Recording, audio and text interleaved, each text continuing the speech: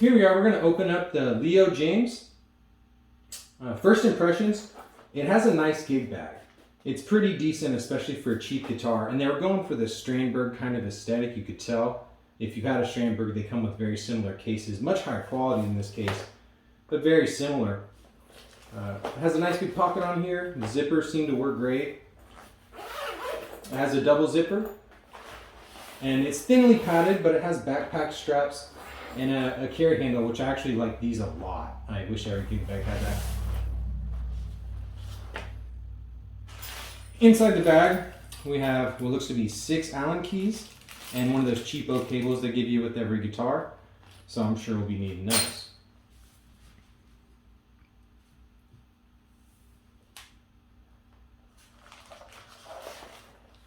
So starting by just looking at it, it's very light, just picking it up. And the finish is very smooth. I like that it changes kind of from purple to blue, but it's definitely not as drastic as like a Petrucci Mystic Dream finish or an Arctic Dream or something like that from the Ernie Balls and Sterlings. Here's the back.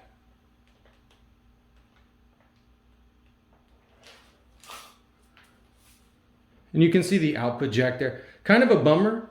A lot of these Chinese Strandbergs do this, but they put the jack in the upright, in the classical position cut out. So for mounting on your leg, real Strandbergs will have a jack that comes out here off the back. But this just does great.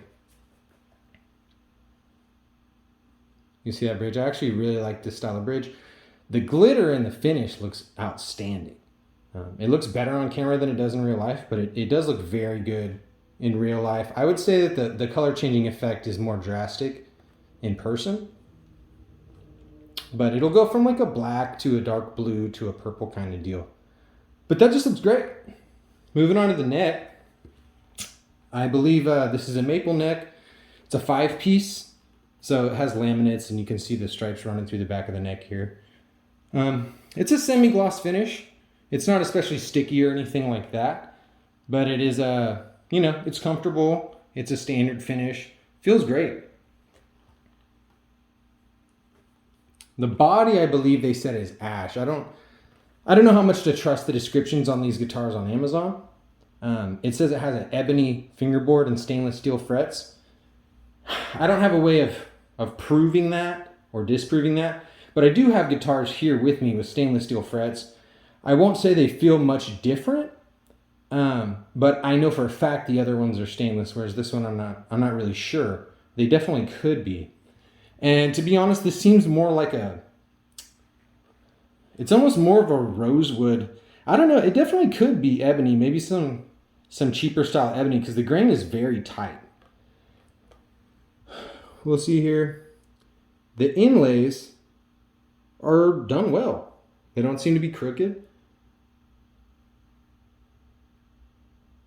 They're cool. I like how they're offset. I've had some that are offset all to one side, like on the left, and then recently these clones have been coming with the half of them over here and half of them over here, treble and bass side going up.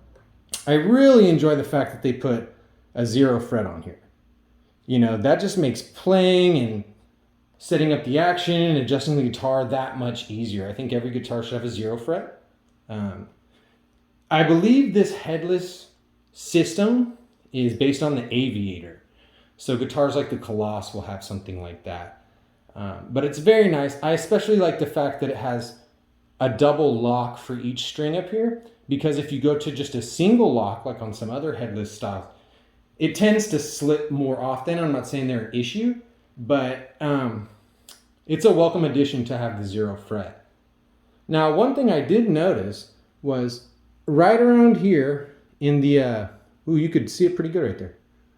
So let me get it to focus real quick. On the back of the neck, right there under the 2nd and 3rd fret, you can kind of see a bulge. I'll move it back and forth. All Leo Jaymz that I've come across have this bulge.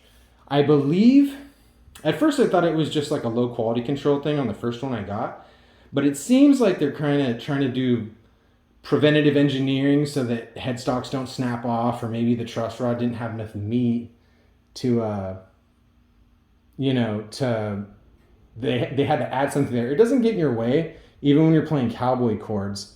But it is an odd thing that I haven't come across on any other maker of guitar. Maybe Gibson should have been doing that. But it doesn't get in the way, and it's quite nice. It's got 24 frets. I haven't done any setup work on this guitar yet.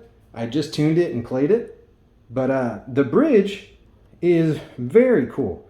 And it seems like the intonation from the factory is close enough that within the parameters of this, the way that this will move, you're going to be able to intonate it. Now, these are just factory strings, which are probably the worst out there ever.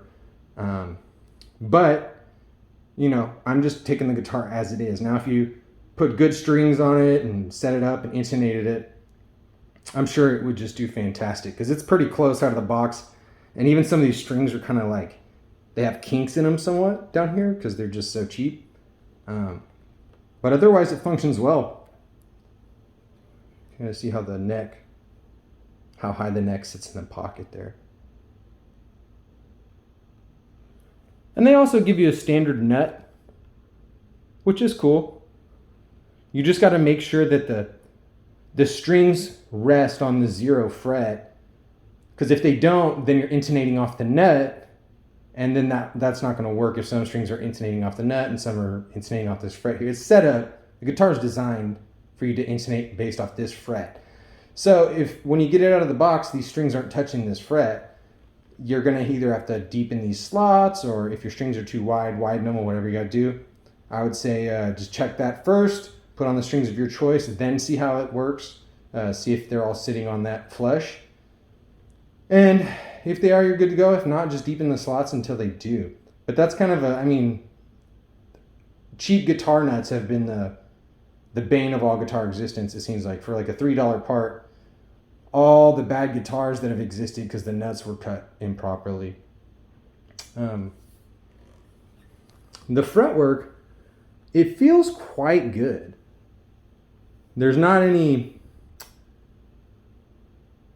they're not the smooth, this is not high-end fretwork by any means, but you could buy other brand cheap guitars. Like a Squier, for instance, is not going to have fretwork this nice, generally speaking. Maybe like a classic vibe, but I'm talking like an Infinity or a Bullet or something like that. Also, this guitar wasn't marked with country of origin. It's almost a guarantee it's Chinese, but just something that I thought was interesting. The knobs are smooth. They don't grind. Let's see that 3-way. Nice tactile feel on the 3-way. And then we'll see how straight the neck is. So we'll fret it there at the last fret, and then we'll see if I can get it to autofocus.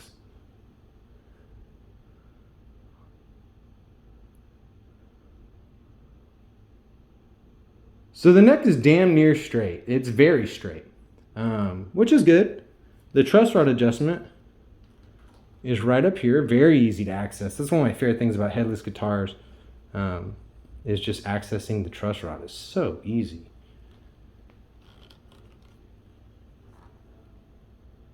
But it feels nice. Let's see the action. The action from the factory, not the lowest, but you know, it'll do in a pinch. I had some buddies play this guitar, and I like my action very low, and typically you have to have a higher end guitar to accomplish that. You know, there's a limit to, not all guitars are equally level, right? So the more level it is, the lower your action can be. Cheap guitars tend to have a problem with the levelness of the fret, so you can only get your action so low before it starts to fret out. But other people have mentioned that it's pretty low. I typically play with lower action than this, but for a factory setup on random strings, this isn't bad at all. So now I'm gonna plug it in. I'm gonna be using another super cheap piece of gear. It's one of my favorites of all time. This can't be beat. Now, It doesn't sound the best. It's the most useful though. I also have a Helix, I have Variaxes, I have all kinds of high-end gear, pretty much anything you could want. And I use this the most. I'm going to be doing a video on this, but everybody should buy one of these. I'll put a link down in the description or something. But just so you guys know, this is what I'm going to be playing out of. It's a Guitaria Cube Baby. It's just like a digital SansAmp, basically. All right, on to the playing. All right, so let's get it tuned up. One thing I do enjoy is that they left, this little extra wood up here above the headstock, and it allows you to still use a clip-on style tuner, which is great because I've done some conversions before. Like a Steinberger, you're not really going to have that option.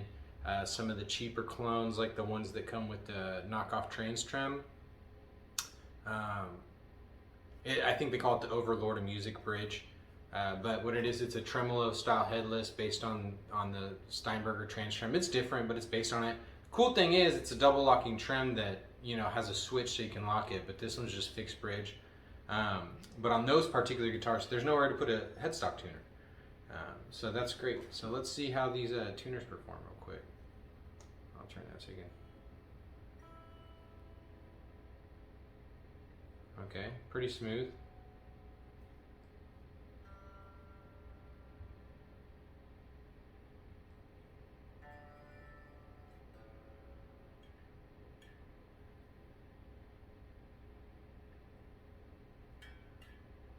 One thing that I thought was interesting was that the saddles actually move. So I'll show you real quick. So I'm not sure why that exists. Maybe it's an assembly issue that could be fixed by taking apart the guitar and checking it out, and maybe there's a screw loose or something. But I'm not sure why it does that. It's the only headless bridge that I have that has an up and down move. So, and you can do it with just one string. It's just, there's like a tiny bit of play, like slack here. You can see, watch. Oh, sorry, wrong one. I'm not sure why it does that. I only see an intonation screw here to just the string length, but I'm not sure why it would do that. We'll check afterwards. I'm just going to jam on it a little bit, and then at the end I'll have some clips of the different sounds the guitar can do. But we'll see how the tuning goes. So let's see if we're still in tune here.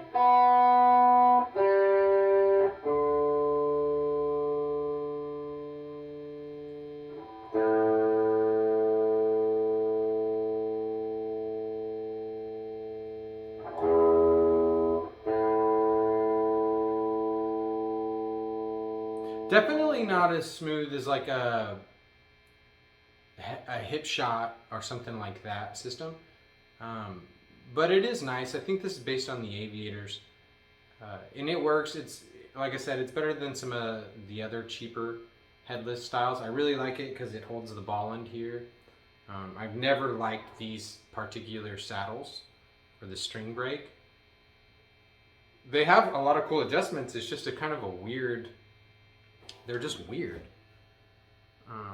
It's just a weird setup for saddles, but they work in other instances, so we'll see. So I'll just put on a goofy track and I'll play over it, and then later we'll break down some different clips of clean sounds and stuff like that. But we're gonna see how well it stays in tune and how well it plays in general.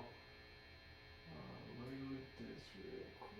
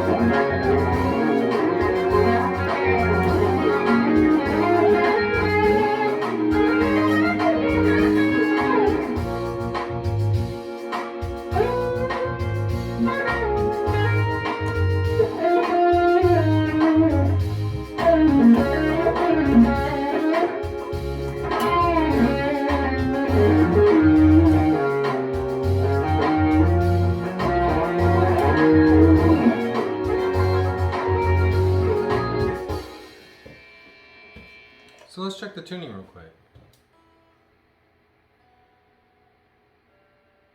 Ah, it's always the G string, right?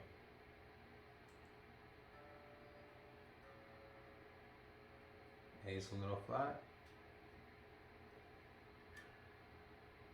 I will tell you, it feels different than playing a set of Ernie Ball strings. It might sound crazy to some people, but they just feel cheaper.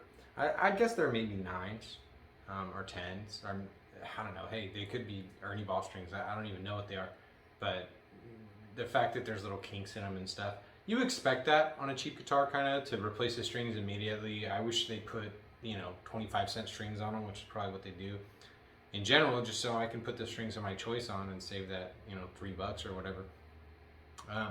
But it would be interesting to see, if, everybody just sold guitars with Ernie Ball 9s or something like that, then maybe guitars in general, cheap ones especially, would just get a better rap. You pull a guitar off the rack at Guitar Center or something like that, and the cheap ones they just play like crap. They come set up terrible. Which this one, it's set up decent,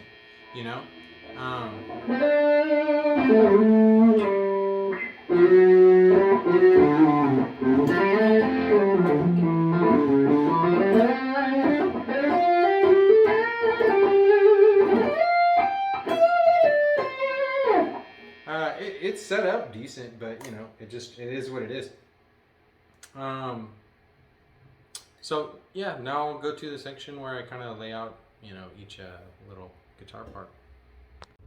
One thing that I wanted to go over, just because I thought it would be interesting, is the output of the pickups. Now you could measure this with by checking the resistance on a multimeter or something through the output jack, just to test each pickup. But what matters to me personally is the dynamic range. And so the hotter a pickup can be, all things being equal on a not a noisy or microphonic or broken pickup, the more output you have, the higher dynamic range you can have. So there's a bigger area to cover of intensity, right? So what I am doing is I'm just throwing the DI on here. It's just the guitar straight out. And what we're gonna do now is we're gonna check each side of the pickups in each position. So here's the high E string on the neck pickup. And I'm just gonna give it all I got on each string to get the most out of each pickup, just, to see what the output is. So that came in at a -25. So DiMarzio's is probably about, at least on my Petrucci, it's about 10 decibels louder through, a DI, a meter in it all. And then here's a low E. So the last one was 24, this is 22.7. So it's very close in volume between these two strings. Now we'll go to the bridge pickup.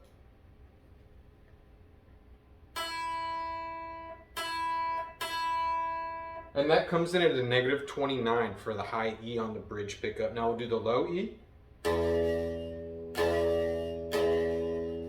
So that's harder than anybody had ever hit, obviously. But that comes in at a 27. So they're very close in output. Now we'll go to the middle pickup position, do the same thing. So that came in at a -22.2 on the low, or on the high E. And a -21.5, so very close in output.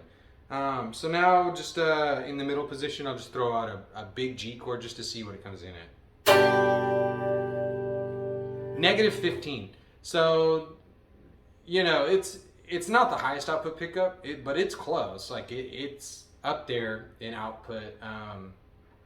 Definitely not a vintage style pickup, but they sound great. They're pretty quiet, and I just thought that I would run through the DI, just to how else can I really test the pickup? Everything else is subjective, and I'll do some clips, some HQ clips of the different sounds that it can do right after this.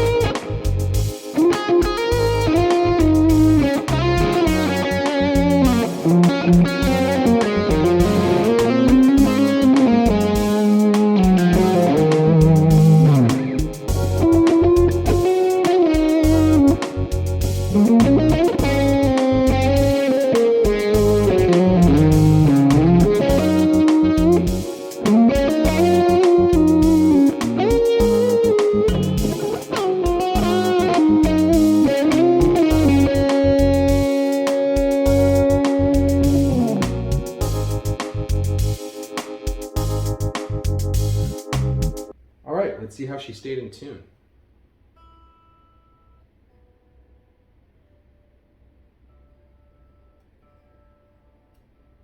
Gonna tease a little out.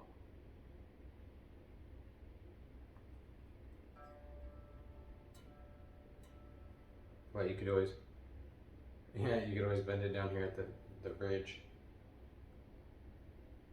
So, one interesting thing is that, you know, it stayed in tune, but it does have these saddles I was talking about earlier that have the whammy feature. I'm gonna take a look and see if there's something wrong going on in here that needs to be tightened, or they all do it equally, so it kind of just seems like that's the way it goes. But I prefer if it didn't do that, I guess, because most good headless hardware, I've never seen that happen before. Maybe the Steinberger Trans Trem style, or like Overlord of Music bridge, you can kind of do the same thing where it has like a hand whammy option, but that's a floating bridge, so I've never seen one on a fixed bridge like this. So I'm gonna take a look there, but it's not, I mean, obviously it stayed in tune, right? And that's all you want. So even with this feature or defect or assembly issue, whatever, it seems to do its job. So you get an A for that, right? It played great. The neck felt awesome in my hands. Very light guitar. So somebody maybe with a bad back, or somebody smaller, or somebody who just doesn't want such a heavy instrument. You know, there's nothing wrong with heavy instruments. Some people prefer them. Some people say they sound better. I don't know. I tend to lean towards the guitar that's the lightest and the most comfortable. This back scoop here, it's pretty aggressive, but it's smart. I mean, I don't have any issues with it. If it was more contoured, maybe I'd be a little happier with the Fender Strat style kind of contour, but it looks awesome actually. But you know, no complaints on it. The flush mount jack is really nice. I pointed out the location of it earlier, but on the older style ones, they'd have a plate here, like a telly plate. But this one is the cool little flush mount, kind of looks like a strap button deal. Speaking of, you know, there's a strap button. Here's a strap button. As a matter of fact, I'll throw a strap on this guitar. I'll see how she hangs.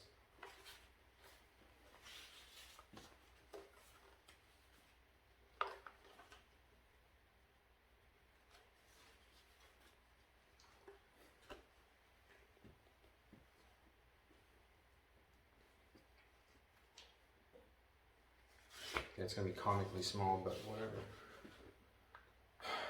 So, you know, hands free. It kind of just sits where you'd like it to. I play with my guitar kind of high anyways, but this strap it's a leather strap, and it's kind of a pain to adjust or whatever. I'm not gonna make you watch that. But it hangs really nice. It doesn't make me lean or anything like that. It's comfortable in the hands. I didn't notice myself, you know, I didn't play up here too much, but I didn't notice any issues with the neck heel or anything. It just has a standard Stratocaster style heel, maybe a little smaller, but it's nice. The electronics, they sounded good. I had enough dynamic range, I felt like, to do what I was trying to do. Somebody might like a pickup with a little higher output. No complaints really. I'm actually really excited to go through and see if there's things that I can adjust and improve. The typical stuff, you know, the truss rod and set the action, and it definitely needs to be intonated, right? Because you know, it's in tune and it sounds decent down here, But then as you climb up, you know, it kind of gets sour, and I think it's going to just get more and more sour as far as. So definitely some of them need to be adjusted for intonation. I wish the action were lower. I'm going to see how low I can actually get it. I think that's going to require functional strings, right? Because these ones that they ship with, you can actually see. So right there, the little light reflections and stuff, those are actually kinks in the strings. So I'm not really sure how that happened. Maybe, I don't know. Doesn't matter really. But overall, I'm happy with it. So I guess next I'm going to go in, check out the control cavity, see if there's any loose fasteners or screws or anything like that. Check the truss rod, check the nut, just make sure everything's good to go. Set it up and intonate it. And then I'll give my opinion of how I think it is once you properly set up the instrument, which, you know, all guitars require. Very few guitars are just properly set up. Right now, man, I wish you could see this, but like I said, the color shift isn't as visible on a camera for some reason, but the metal flake pops out really good on camera. Which it looks great here too, the glitter, but right now this is like a deep, deep blue. Whereas on the camera, to me, it looks like you guys are getting a purple. But just the darkest blue, and it just looks really good.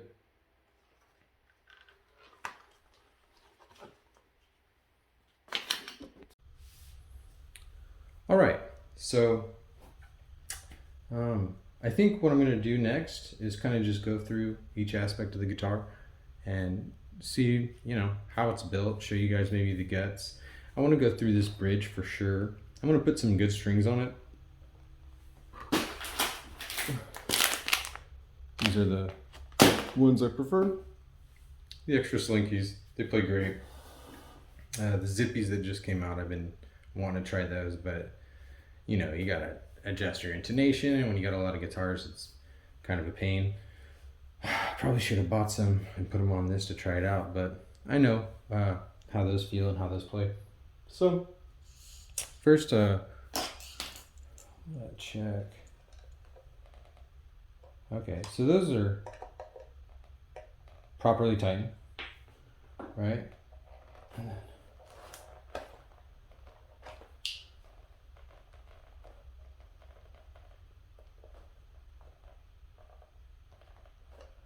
that could be a little tighter. I don't know if this is the correct size. Bingo. 10 mil, the most useful wrench in the world. It's probably spinning back there. But those are plenty tight. If they start to slip, you guys know what to do.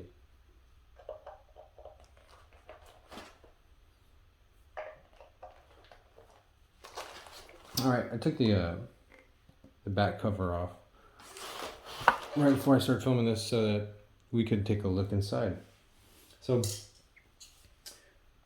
I noticed mini pots, a super cheap 3-way, but the soldering doesn't look too bad. I'll give you guys a look.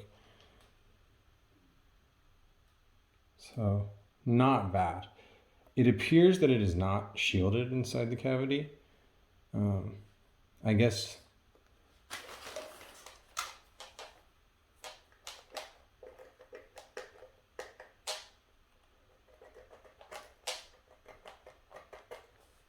yeah, so there's no shielding paint.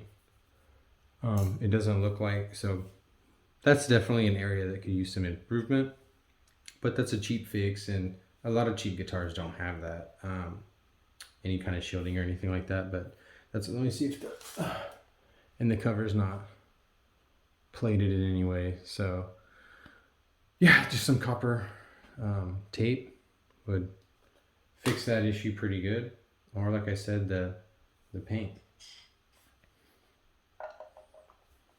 That's tight.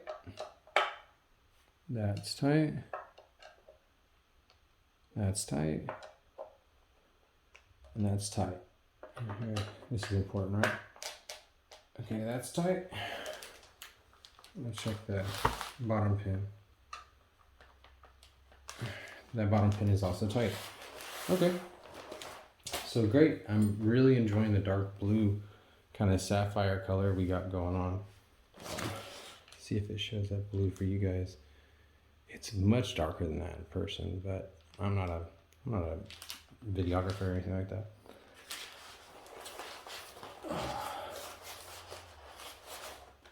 Okay, so I'll go ahead and I think that's all all the fasteners seem to be tight. I'm gonna go through and I think what I'm gonna do is I'm gonna check this one saddle first. That way I can see what's up with the rocking motion. And I can also get acquainted with, you know, adjusting intonation and things like that. And I'll kind of give you guys a walkthrough of how I do it. It's probably not the best way, but it's just what I know. So now you have two options here. I'm gonna put this underneath real quick. Yeah, I'm just floating on that bag. It's not in for any weight. So you could sit here and you could do this. And that's not bad at all, right? And on the next one, I'll show you a trick that makes it a bit easier. So people kind of complain about tuning headless guitars. Tuning headless guitars, once they're in tune already, is not bad at all. Even on the cheap headless systems, the tuners don't give you much of an issue with maybe on some really old ones, or maybe ones that aren't assembled correctly or something like that. But generally once they're in tune, it's not a problem. One of the big pains, and maybe having a headstock as a feature in this regard, is string changes, especially on some of the cheaper headless setups. Can be terrible just because the amount of time that you're winding down this peg, right? So this one isn't bad at all. Like I said, I think this is based on an Aviator.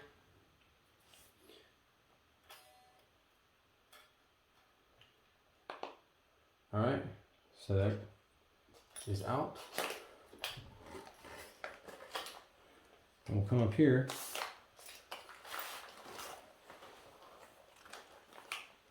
Make sure you guys can see.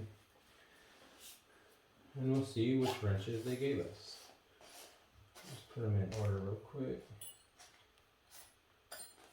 Alright. So it's going to be one of these small ones, it looks like. Maybe it's this one. The third smallest.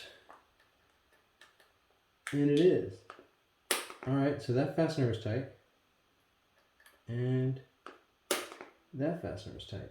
Now, I'm curious to see if there's a ball bearing underneath this Allen key, because on some systems they put maybe a small washer or a small ball bearing in there, and what it does is it pinches the string, and it does appear that there is a small bearing in there. Maybe I'm wrong, it's hard to see.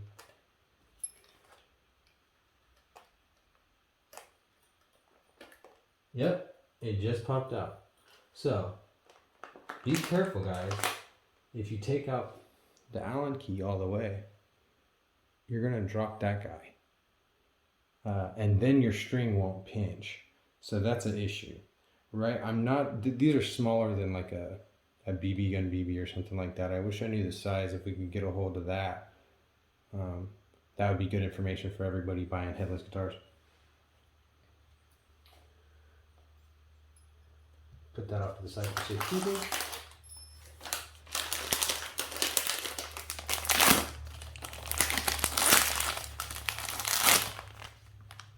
All right.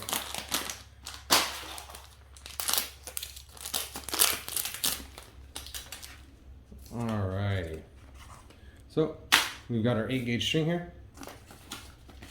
Another issue, and we'll find out if this remains, on some headless systems, the locking nut up here, and even on some just regular locking nut guitars like Floyd's, when you get to the 8s and the 7s, for some reason they don't like to hold, or they don't hold as well, and so that's been kind of a bummer if you like a certain gauge string. But if you're using a standard size string like a 9 or a 10 or something like that, you're not gonna have issues. At least I haven't come across any that give me issues, right? So all you have to do is feed it in the front here. Now let's see if I can get it the first try.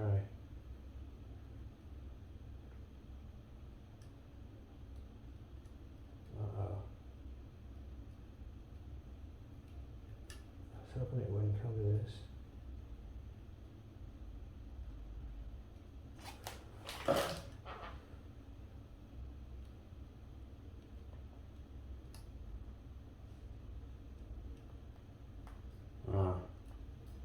It's my eyesight, I think, that's causing the issue. No, it's not going to let me do it. Alright, so take this guy off, this other Allen, and watch out for flying bearings.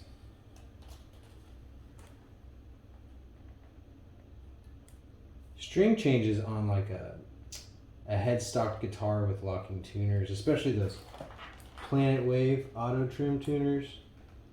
Those things are so convenient. I love them. And I would say they might be the best ever made.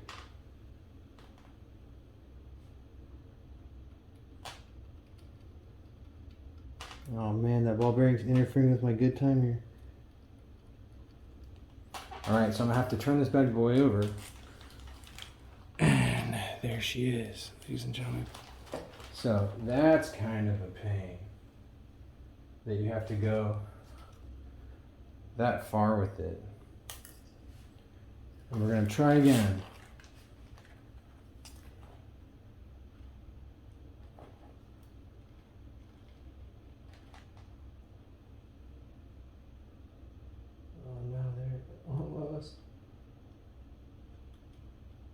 So if you're gonna use this on stage, bring 2 guitars. But at the price, I suppose you can afford to. Oh, come on. You're embarrassing me here, string. There it is. Alright. So we just toss that ball end in here. And I'm not gonna tighten the string down quite yet. Mostly because there's a process to it, but let's start putting these ball bearings where they belong. So ball bearing number 1. I know if I drop this thing, it's just gonna disappear into the abyss. I lose guitar picks like crazy. These things I will never find. Some companies actually use a much smaller version of that little stop, and it's a washer. And that thing, if you drop that, that's all she wrote. And I don't even know what you could replace it with. I suppose, you know, some hardware store or something probably has a bunch of ball bearings, or I could find them on Amazon or something. But I'd rather not have to do that. These little grub screws you can find anywhere, so that's not really a big deal. Let's get it close. I don't need it tight yet. Okay. So, back to the saddle.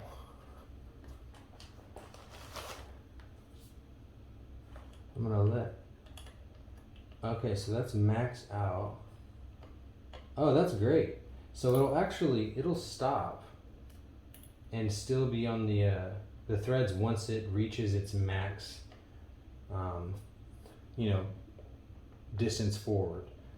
The farthest position forward, it doesn't seem to have an issue with the tuner coming off the end or the threading coming out. Oh, look at me there, like an amateur.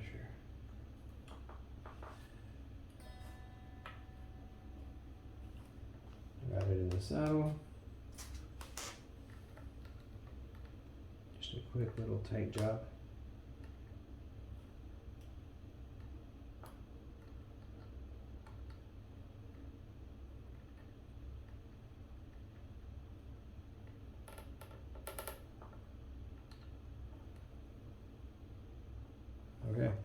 That seems to be tight. Now,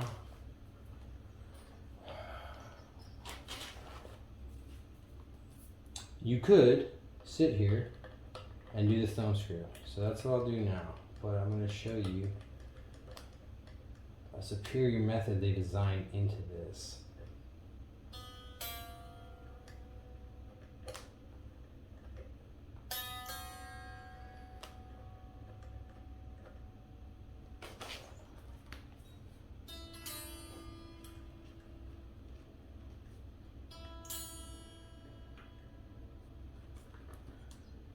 Okay, so we have it across the saddle there.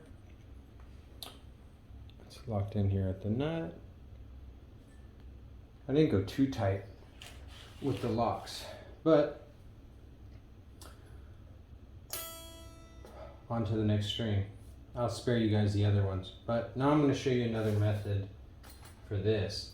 So you can see here in the bottom of the bridge, there's actually insert or holes for Allen keys in here, little hex holes. So what you can do is you can instead, I don't know if this is the right one, yep, you just do that. Way easier.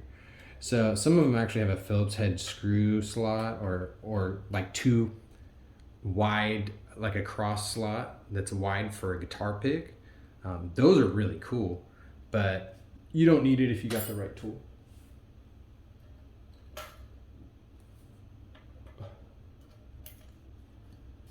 All right, so just wanted to show you that. Now, I'm gonna bust open this bridge right here and see what's up with the,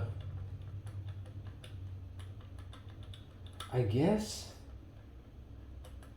okay. So this guy's spring loaded. Let me, can you guys see that?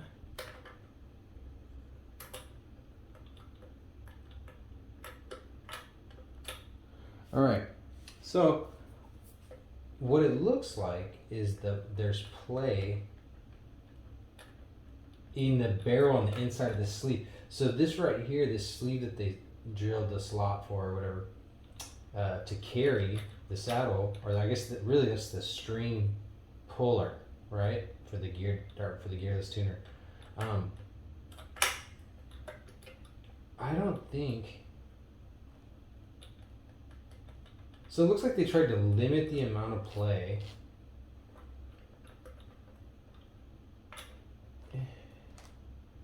Oh yeah, and then the saddles, each saddle is mounted on a base plate. The base plate's mounted solidly. So it's just these tuners that have a weird, no, it's the whole saddle. Okay, so we'll try to get to the bottom of that. Let me see first.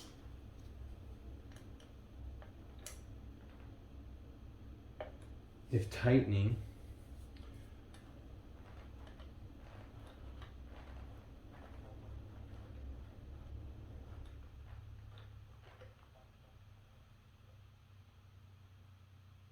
you know what? I think it just might be the amount of leverage on here. And it's only got one. So if they had two intonation screws,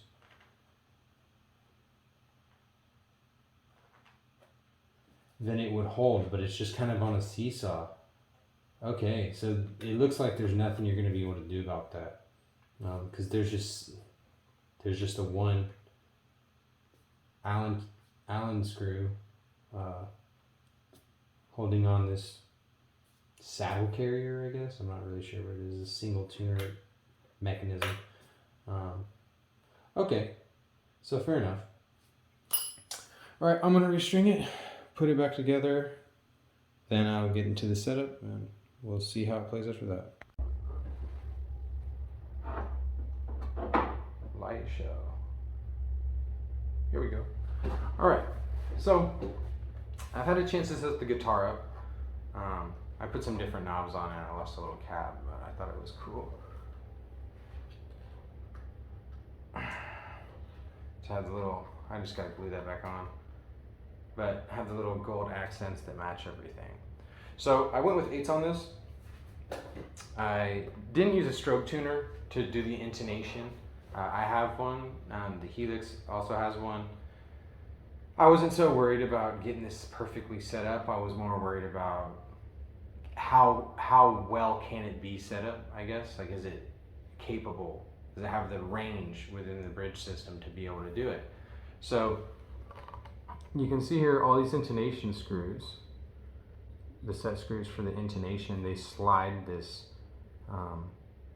this tube, that the carrier, I guess you would call it. I'm not really sure what the technical term is for it, but the only one that's really even close to maxing out its range is this low E, which makes sense. It would be the low E or the high E, because they're the ones that are the farthest off the center line right here, right? But it works. Granted, I'm on 8s, so the string of your choice, I'm not sure if, your 12 to 56s or whatever are gonna be able to intonate, I don't know. But this one did just fine, and the action is significantly lower than it was from the factory now. The outside saddles are actually at their lowest that they can go. Now, so on one hand, that's a bummer, right? Because I could go lower with the action if I had more range, or if the neck pocket wasn't quite so deep, you could do that. But it's really low, it's not, BFR or any ball capable low or anything like that, but it's a lot lower than it was.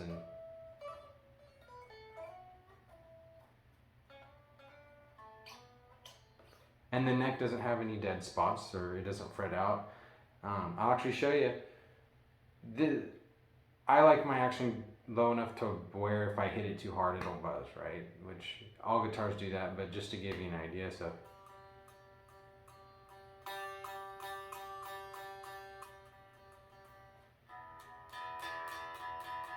All guitars will do that, but it wouldn't have done that on the stock setup. It would just ring out. Maybe they do that because people are heavy-handed or whatever, probably just because they don't want to have to deal with adjusting the neck.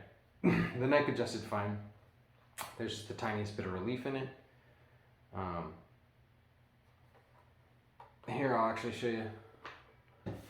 Back to the saddles real quick. You can see that line right here. It looks like 6 little sockets right there. Those are all the locking grub screws for the saddle. So once you adjust the height, it's just like a fender, either side of the string, there's a height adjustment on the saddle with the grub screw, tiny Allen key. You equally lower them, you level it out, and then on this bridge you can lock it in, which is cool. And the fact that they're offset 45 degrees, the G and the D were kind of hard to access, to tighten and loosen. Granted, you only have to go like a quarter turn because you just got to loosen it just a tiny bit so where you can adjust the saddle and then lock it back. But I didn't have to take off the strings, I didn't have to move the pickup, I didn't have to do anything. So that's, that's pretty cool. And also, a whole lot of the guitar whammy saddle thing I showed you guys that was kind of goofy, it's still kind of there. I just tightened up the intonation screw whenever I set the intonation. So it's there a little bit, but it's nowhere near as bad as it was. So I'm guessing it was just a loose fitting on these guys, right, for the intonation. Overall, I'm really happy, right? So there's a couple of ways to look at it.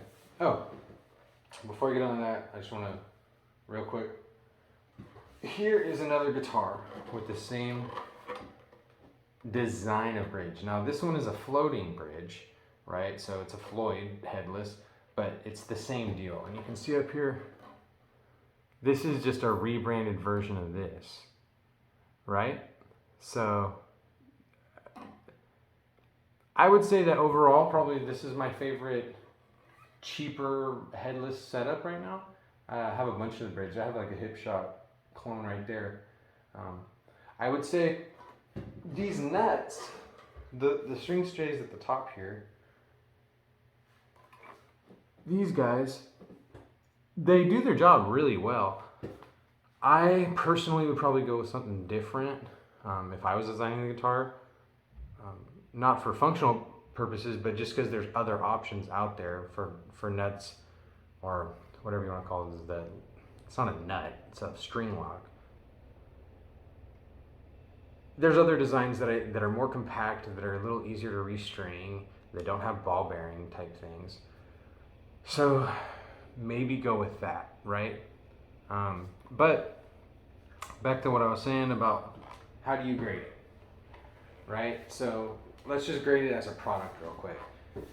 As a product, it fills a spot in the market that there was a gap in, right? I think it's the cheapest right now. And that segment of the market is kind of blowing up. I think there's probably 6 decent candidates, I guess, that people would look at. I've had most of them, of the cheap, sub $400 or $500 Amazon headless guitars. And to compare them real quick, like the Clonebergs, right, or the Overlord. For instance, Leo Jaymz sells a headless kit that's not finished and comes with trash components and stuff like that for the exact same price as this, and it's just worse in every way. But you get to build it, so that's cool. I totally understand that. But that's the only thing that's really in the same part of the market, right? Then you have like the Asmuse. So you have the Asmuse guitars. I love the design of the guitars, but they have a horrible bridge system. What's the other one? The one they got, like the MIDI guitar that's based on a different version of the Asmuse guitar, but it's just another travel guitar. Again, it has one of the horrible bridges. Some of the bridges that are on these cheap headless guitars are just bad. And what's funny is the one that got the worst reputation, I think, was like the Overlord Trans Trim clone type of deal. That's actually a really cool bridge once you figure out what's going on. But most of the other ones, they're hard to adjust, or they don't have a large range of adjustment, or they're just made poorly. For instance here, this is a really well-made version of a import headless bridge. Really nice, but the ones that you get on these other ones, like the right? The headless guitar, that guy has one of the worst bridges, right? That thing is just really bad. Then you have the Traveler guitars, I think they're called. They got the one that's like a Les Paul, and they got one that's like an acoustic guitar, right? And they got the tuners that come off to the side, and it's just like a paddle. Those are made well, but the design is horrible. They're not comfortable. They're awkward to play. Like I said, they're made well, but it's just a goof. The whole thing is goofy. You talk about this restring and this is stupid. That thing has like a pulley system on it, right? And rollers, and the string goes halfway around the guitar and back around the other, so that's kind of lame. The Spirit, I don't even know if they make those anymore. I haven't had one in like a decade.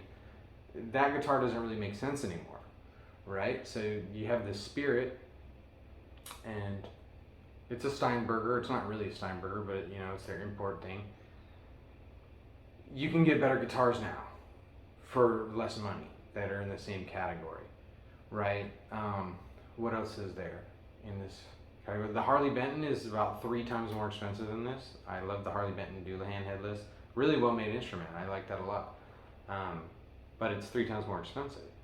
So when you're trying to look at what to compare this to, the only thing that are in the realm of this, you got the Van Gogh or the Volgoa, right? I think it's called. That thing it's got the worst version, the super compact headless bridge. It's just not. I don't get it, right? So for somebody who's into the headless guitar thing, right? This is probably the top dog in the headless guitar category. As a product, I think it's going to do really well. There's always QC issues and stuff on cheap guitars and new brands and new lines and stuff like that. But just as a $169 guitar, what are you comparing it to? You're comparing it to these Donners or a Squier or an Epiphone Chinese guitar, and this is just better in every way. I lost my cover. I got to glue it back on for my top hat. I stole those off a vintage bass, but you're not going to get the features for the money on any of those other guitars. So in the $169 guitar arena, this dominates. I don't know, I can't think of a $169 guitar I'd rather buy new, right? Then in the headless category, again, it dominates in that section of guitars, in that little area, right? Because there's nothing really that's as good as this. Then maybe you're somebody who doesn't want a headless guitar necessarily. Maybe you're a travel guitar guy, right? So this is still better. I got into headless guitars in the first place because I wanted a more compact instrument.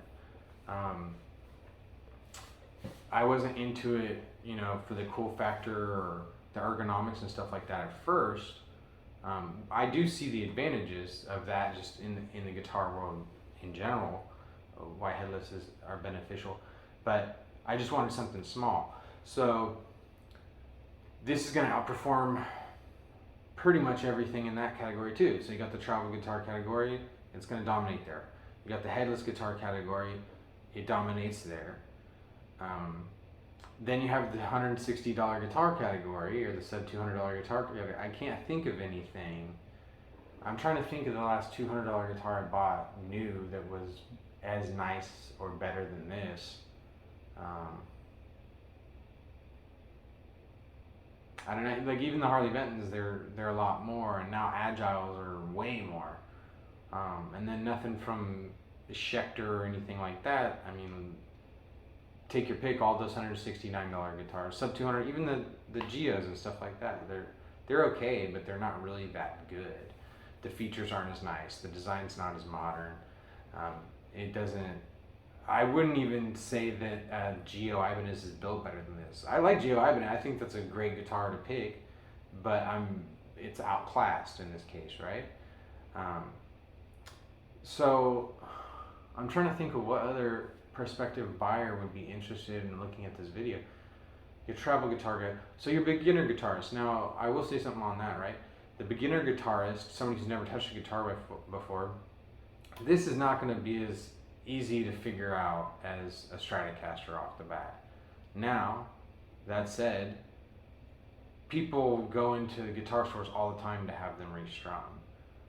So, who cares if it's a Strat or a 15 million fastener or whatever, right? Headless, goofy, upside down lefty thing. So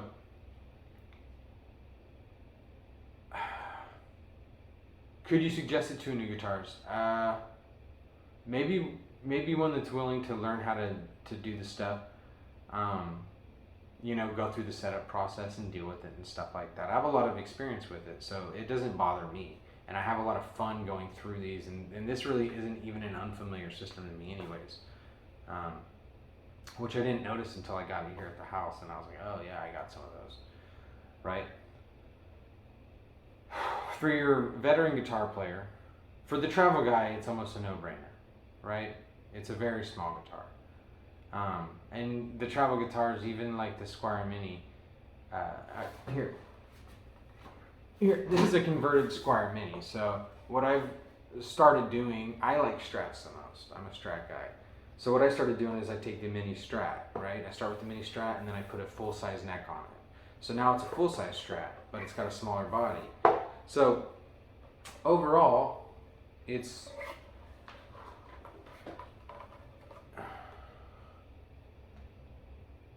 similar in size. I would say, yeah, dude. I mean, it's the same size as a miniature Strat. So do I have a full-size Strat right next to me? I only have weird guitars next to me right now. I have a Saber. But anyways, it's a very compact instrument. Sold, right? The headless guitar guy, no-brainer. The beginner guitarist, I'm not 100% sure. I would say if they're willing to learn a little bit about the actual instrument and not just playing it, definitely, this is going to outperform a Squier. If it's your only guitar and you're gigging or something like that, I might go for a Telecaster, or something like that, something really simple that you could do a string change in 60 seconds. This is not that. It does hold tune really well though, you know, so if you don't, I don't really ever break strings. You know, it happens to everybody, but I don't really suffer from that too much. And if I do, I have stacks of guitars. I can just grab another one, and it's not a big deal. I have a guitar. I have 3 guitars there right now that, you know, I either need to put some strings on, or have one pop string, or has an old set of strings or something like that, and they just kind of sit. So for me, it's not really an issue. But you know, if it's your one and only guitar and you're new, or you're touring, then maybe this isn't the particular instrument. On the other hand, for the price that you're going to pay for, what's a Mexican Fender? I don't know, like $600 for a Mexican Tele. You could have 3 or 4 of these, right? You could have alternate tunings and stuff like that. So I'm not a huge Leo Jaymz fanboy. I am very fond of this particular guitar. I'm really impressed with it. I like it. It's not new to me. I mean, this particular instrument's new to me, but the concept of the Strandberg, the headless, all that stuff's not really, the cheap guitar, all that, I'm really used to all that. So for somebody who's an enthusiast, yeah, you should just get one just to get one, because it's a lot of fun. If I was to say anything bad about it, I wish the jack. Man, it would be so sick if they just put a Stratocaster jack plate back here or something. Or even, I suppose you could go kind of like the Jackson V type of deal, or the what is it, like a Rhodes or something like that, where it's like up in there. That would have been pretty cool too. If it was me, and I know it's not their fault, they're just buying parts from a manufacturer that sells a set for headless hardware, I wouldn't use it. This is not my favorite locking system. This is also not my favorite bridge, but this is a very good bridge comparatively, right, to the other stuff in the segment. But this thing's just kind of bulky. It's hard to get the strings through. It has 1, 2, 3, 4, 5, 6, 7, 8, 18, 22, 3, has 23 pieces, right? So this has 23 pieces. And then this 1, 2, 3, 6, and this is like 40 pieces, right? That's kind of crazy. That's why they send you 6 Allen keys, I guess. I don't really like that a whole lot. I would prefer something simpler that does a similar job. But you know, that's kind of what I'm not complaining at 169 bucks. The setup could have been better.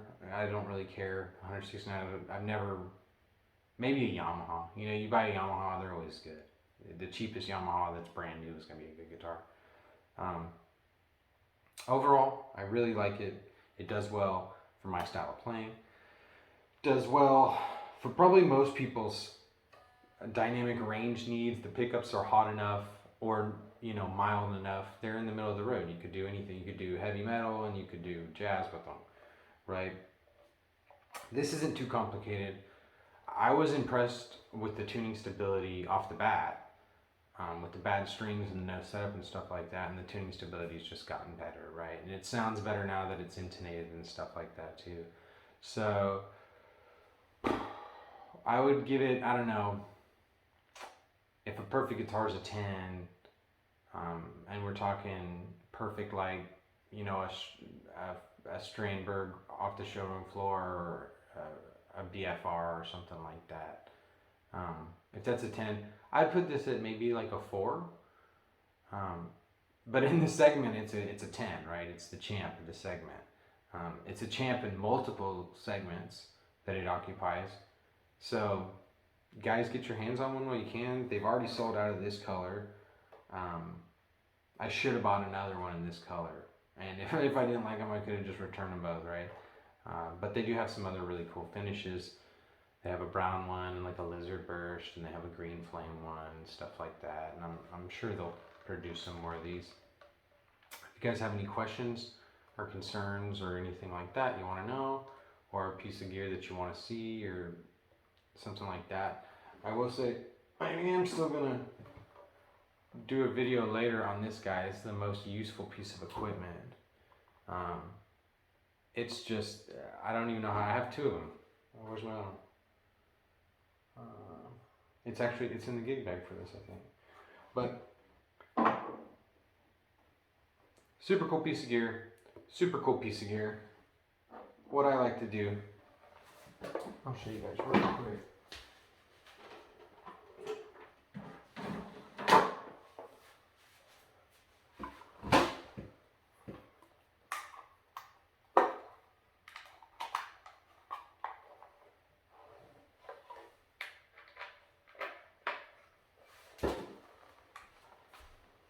Steel strap off of the guitar here.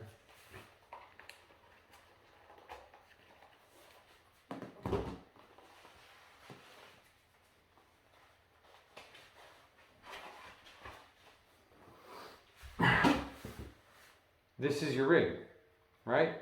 This thing has a headphone out jack, it has a 1/4 inch out jack, whatever.